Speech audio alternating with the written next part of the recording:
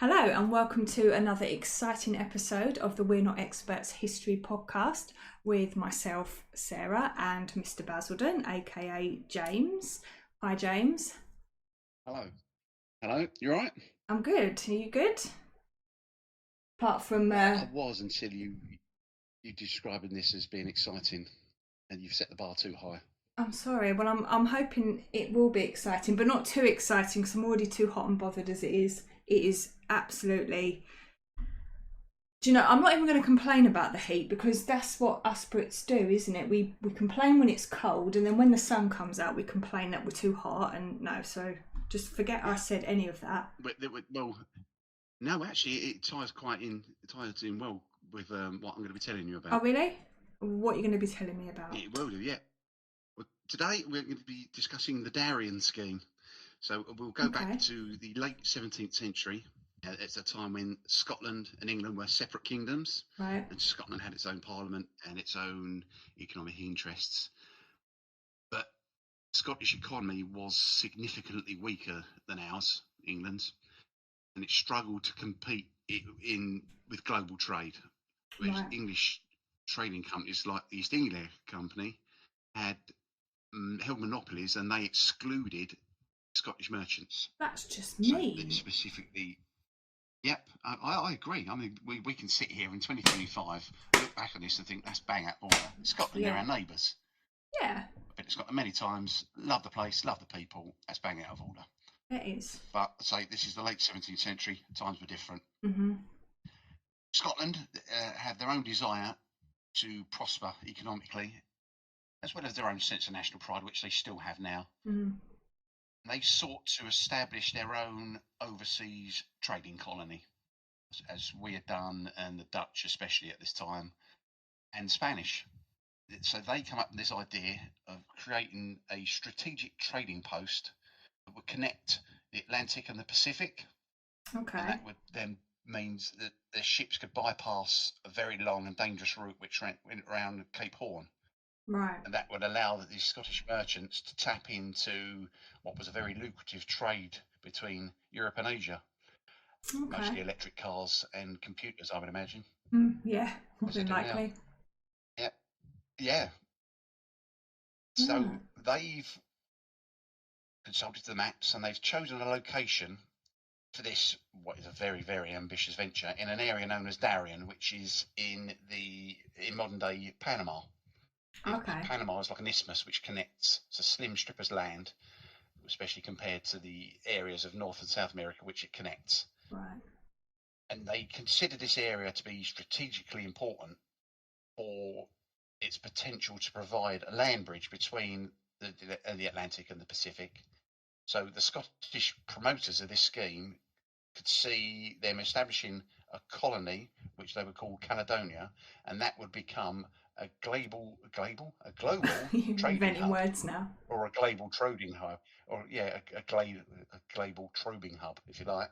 Again, so this would bring wealth and prestige to Scotland. All right. Then I think if they if they'd settled this and it had worked, you'd have to be on good terms with Scotland for them to let you through. Right. So if this works, the money's going to roll in. Right. So They and that would mean, sorry, go on. no, I was just going to say, what were the main motivations behind them doing this, aside from the obvious ones that you've already mentioned? Breaking away, yeah, getting away from English economic dominance, and Right. then Yeah, I thought that they, might have especially if they been. could establish Scotland as if they could establish Scotland as a major trading power, they would also know that England don't get on with the Spanish, and they didn't get on with the Dutch at the time, from what I remember my history. They could then go and probably make pacts with the Dutch and the Spanish, Right. Good plan. and yeah, so yeah, they wanted to emulate these colonial powers. Right. It would then put Scotland onto the world stage, Hmm. and it would, yeah, just like that, especially if they could come up with this very, very crucial, and it would be an amazing trading link if they could take over this area, Right. and money would just flood into Scotland. Now, the fella behind it was a very forward-thinking, a very visionary, but quite controversial figure, a fellow called William Patterson, who was a Scottish merchant and a financier. And he, I won't go into it now, might do this one day. He was very important in the creation of the Bank of England. Oh, okay. Now, he believed, he believed very strongly. He was passionate about Scotland's potential to become a global trading power, and was right behind the idea of this colony. So in 1695, the Company of Scotland, trading to Africa and the Indies, which is a catchy name, was established by Act of Scottish Parliament. Okay. And they gave this company a lot of powers, including the right to raise capital, build and arm ships, establish colonies, and to engage in trade with Africa and the Indies, which basically meant Asia and the Americas, because the Indies are what we now think of as the Caribbean. Right. But crucially, this act was passed despite very strong opposition from south of the border. The English government were not happy with this because they saw it as a threat to their own trading interests. Well, they shouldn't have left them out, should they? No, they're our neighbours. We share a border. I know we've been exactly. There's been wars for ages, but we shared a king. So I imagine. Like Sorry, just well, not moving off topic exactly, but I'm curious. I imagine this wouldn't have been cheap to do this. They must have financed it somehow. Far from, yeah. They went straight into raising capital for this scheme. Right. And it became basically a national endeavour for the whole of Scotland. They've made it quite clear what they want to do, and they want to make Scotland a rich power. So this has got a lot of patriotic fervour behind it, especially when there's a promise of huge returns. So people from all levels of Scottish society invested in the Company of Scotland very heavily. So it wasn't just the wealthy landowners or merchants and tradesmen. It was even ordinary people, the normal citizens, who put their savings into this. Yeah, doing it for their country. It's estimated that a huge portion of Scotland's liquid assets was put into this venture, which it shows just how committed the nation were to this project. When I say huge, a massive percentage of what the money Scotland had was put into this as an investment. Right. So they've raised the money, they've got the ships, they've armed them. A huge deal. I can't even think of anything now that would match it. So we get to July 1698, and the first 5 ships leave Leith and head towards Central America. And the 5 ships, they had the Caledonia, the St Andrew, the Unicorn, the Dolphin, and the Endeavour. And they were carrying around 1,200 people, which included colonists, people looking to set up the colonies, people who wanted to become traders out there, and they also had soldiers out there because they assumed there would be trouble, and those soldiers took their families. Right. And this journey took 4 months. They arrived in November 1698, and they found the place they wanted to settle, and they named it New Edinburgh, quite imaginative. I was going to say, that's original. Where do they get these ideas? I mean, if it was me, it would be New Basildon or Basiledonia or something like that. Yeah, Basiledonia has a nice ring to it. Yeah. Yeah, Basiledonia. Yes. Straight away, there's problems. Obviously, you've got the opposition from the English, because the government, who were under King William III, who I said earlier was also King of Scotland, they didn't want to upset the Spanish, who claimed sovereignty over this area, this Darien region.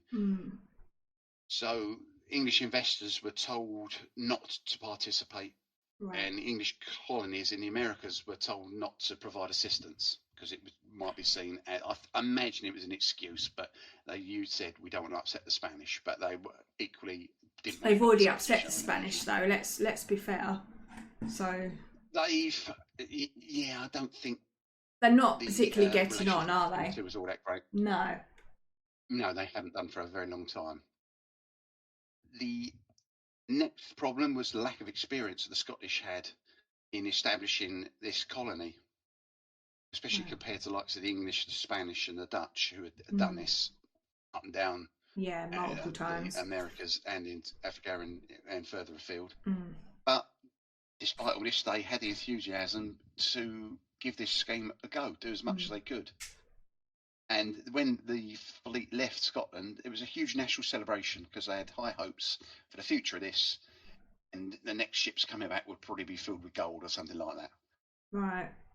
High The expectations yeah, then. so yeah, massive. I suppose if you've got to have some sort of confidence if you've just ploughed your savings into this thing.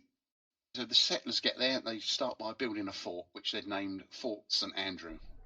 Another imaginative name, named it after the flag. But then I suppose the first thing you're going to do is put a flagpole in and throw the St Andrew's cross up it. Yeah. They then, whilst they're building this, want to start establishing trade relations with the indigenous population of the region. Right. But it's practically everything that's going on goes against them because you've got this region is a tropical region, so you've got hot, humid climate, Bit different. loads of heavy rainfall, which I would have thought they were used to, as well as dense jungle. Right. So these settlers were not prepared for these conditions at all, and a lot of them succumbed to tropical diseases like malaria and yellow fever. Right. Okay. And because you've also got poor sanitation as well, and with a lack of medical knowledge, it's just going to make this worse. And it was illness that absolutely decimated this population. And they went out there with a lack of supplies as well. They didn't have enough food or medicine or any other essential provisions. I seem to remember reading somewhere they went out there with a lot of alcohol and blankets, exactly what you want in the tropics. Yeah. They also made a lot of attempts to grow their own food, but because it's an environment they're not familiar with, it was very difficult. That would be. Yeah. What about the locals? Locals weren't. Yeah, they weren't always friendly. It started out all right, but then you got tensions start growing because there's misunderstandings because you've got the communication problems, and then you're also competing for resources. So you're starving hungry, you're going to start eating whatever you can find, but this is what the locals eat as well. Right. And then the colonists are then trying to assert their own control over this land. Funny enough, the locals aren't going to like this. No. Especially if they're eating their even food. Bigger problem. Yeah. Oh yeah, you're taking food out of their mouths, and they're not going to put up with it. Taking their land, Yeah. How much of the land the locals would have cultivated, I have no idea.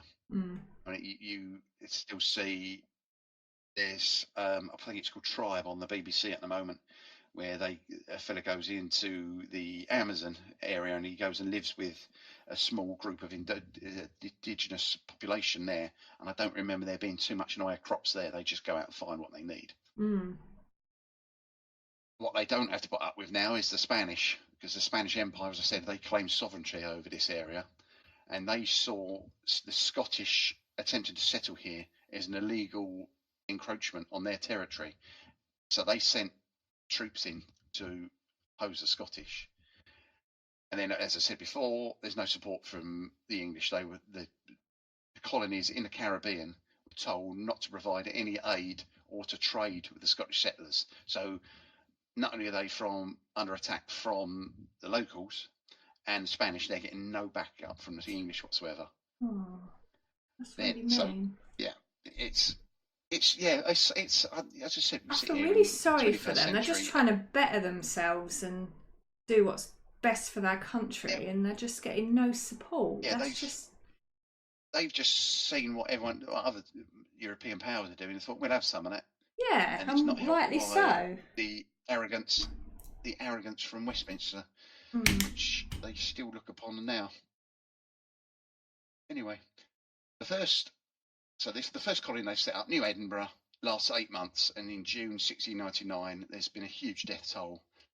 The conditions are unsustainable, so the survivors, who are now down to a few hundred, get back to Scotland and they spread the news of the disaster. Despite that, there's still a lot of patriotism behind the idea. So they send a second expedition now of about 1,300 people at the end of 1699, and they have arrived there. They find the remnants of the first colony and they attempt to re-establish it. But they then face the same problems: disease, lack of supplies, Spanish hostility, as the first lot did. And the Spanish forces eventually launch a quite significant military assault on this second colony. And there's a bit of a siege, and the remaining Scots were forced to surrender. And this is now March 1700. And the survivors either die in captivity or they slowly make their way back to Scotland, completely defeated. And so this attempt to set up this colony is a complete failure. It's completely failed.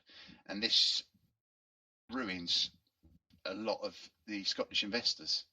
Yeah, it's really bad. That is really bad. Well, they tried, and you know, it failed for a reason, obviously, or many reasons.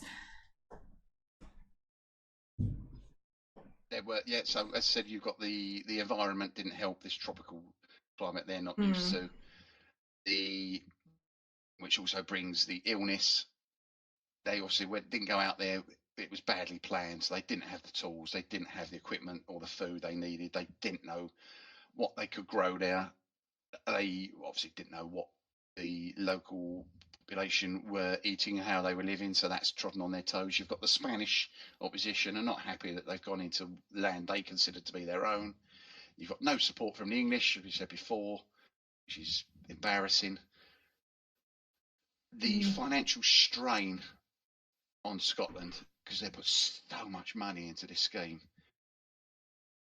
and the Scottish economy was quite small then, and this failure resulted in widespread financial ruin for most of its investors, either from the very wealthy elite down to the normal everyday citizens. And that economic shock had a huge impact on Scotland.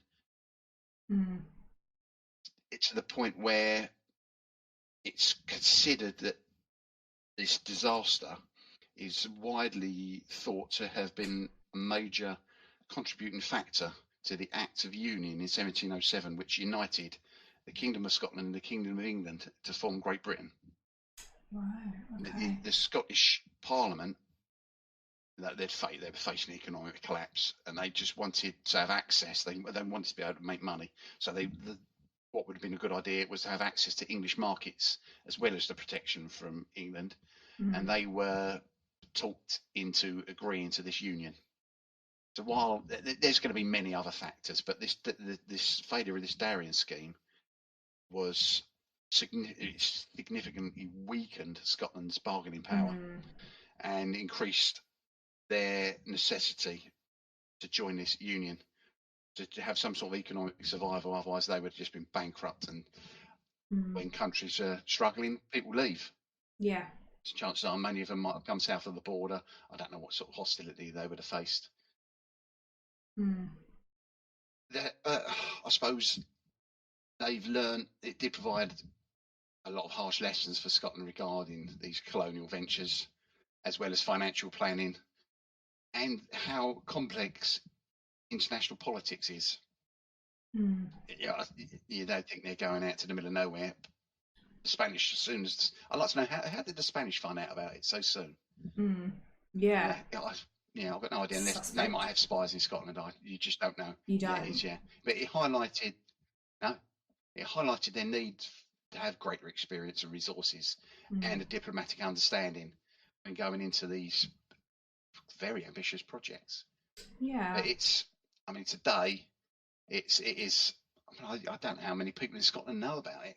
I think I read about it a few years ago. I've heard the term, but I wasn't aware of all the ins and outs of it.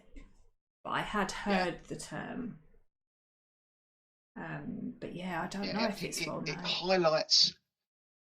It highlights how ambitious they were, and how much they wanted to be independent economically and to prosper. But it also showed how vulnerable they were. Yes. When it comes to facing up to larger world powers. And unforeseen circumstances. How you can plan against unforeseen circumstances, I don't know, because they're unforeseen. But then I Yeah. suppose if you have a little bit of knowledge about the part of the world you're going into, you could Yes. probably try to negate against those issues. Yeah. I mean, But yeah, do you think as well? It's hard to say. I mean, there were so many contributing factors, but the climate seemed to be. I mean, do you think it was solely due to that they failed? Like, if they'd gone somewhere else with a similar climate to where they were from, do you think they would have been successful? once again, I think if you're going to somewhere, I'm trying to think somewhere where the climate would be similar. Canada, maybe. Yeah, Then that might have been under British control. Then I I'm not sure think. when that started. So you Yeah, might I then think it treading might under have been. British toes. Yeah, obviously the climate it helped because it came with disease as well, which they had no It's like a way knock-on they had effect, no isn't it? medicine. They Yeah. couldn't stop it. Yeah, you've got no your body's not used to these. They're brand new, so they're just gonna wipe everyone out. Mm. You And know, it was a significant problem, but it's, as I say, it's one of many. one of many. I mean, William Patterson was he to blame, or because it was kind of like his brainchild, wasn't it? But was he much of a leader, or I mean, while he was very important behind this plan coming to fruition and getting the nation behind it, and the Scottish Parliament, who heavily invested in it, you can't say it was entirely down to him, because once no? again, There was a lot of other involvement, he wasn't there? When you wouldn't have think known what it about was it. like. Yeah, yeah, Yeah. yeah. Yeah. I think there was obviously the naivety of the Scottish to understanding how to set up a colony. I mean, if you only got to go back not that long before this to when the English sent ships out. Well, the English didn't send ships. There was certain factions sent ships out to the New World in, I think, Virginia or something like that, and they were all wiped out as well because they weren't used to the area, what food they could grow, how friendly the locals were. So it's all a learning curve. Yeah. It's only a few years later, British have learned from it. We've taken over great swathes of the Caribbean to grow sugar and what else? There's spices as well. I think there were spice islands as well, in which the Dutch had, and we swapped a spice island for what became New York, I think, off the top of my head. Okay. So, do you think that the failure of the scheme? So, if this scheme hadn't have failed, do you think we would have become part of it? Sorry, let me rephrase that. Do you think if the scheme would there have been a union? Yes, that's what I was trying to say. The scheme had prospered. Yeah. Very What good do you question. think? I don't think there would have been. I think I don't think so. If this had worked, and Scotland had become a rich nation, They wouldn't have needed. I think, no. We may have been in trouble as well, because we then got. We would have been the underdogs. Over the. Not saying they were the underdogs, but they were for that time. Yeah. It's so incredible how these things change history. It might have forced the English government to realise that they were being petty, and it's only going to be good to trade with them. Yeah. I think you only got to look back to the likes of the Second World War, where the English and the Scottish stood side by side with the Welsh and the Irish and many other nations through the British Empire. And when we work together, we can achieve anything. Yeah. I mean, it would be a shame even now if Scotland. I wouldn't blame them in the slightest if they wanted to break away and not have to deal with Westminster. I don't think they represent me. The Scottish certainly don't think Westminster represent them. But it'd be a shame if they become independent and broke away from us. They'd still be our neighbours. Yeah, I mean that was all. That's the Darien Scheme. Yeah, that was very informative, interesting. No, thank you for that, and thanks for giving me some more. Exciting though. Yeah. Maybe exciting's a bit of a strong word. Interesting would be a good word, and I did feel really sorry for them. That's just so mean. Yes, I agree. I really do agree. It was, yeah, just that English arrogance. Even I mean, they still perceive a lot of us to be arrogant. And we're now, allowed to say that to a because certain we're extent. English, so don't jump on our And heads. yeah, I mean, I sort of, you've only got to look at the way they Parliament treat everyone, not just the Scottish, but they No. yeah. Anyway, let's not. Anyway, we won't go there. Well, thank you very much for listening, and we hope you enjoyed this episode of the podcast. Just remember, though, we're not experts, just two amateurs muddling through history. If you enjoyed our podcast, please give us a like or a nice review on whichever platform you use. And please tell your friends if you've got any.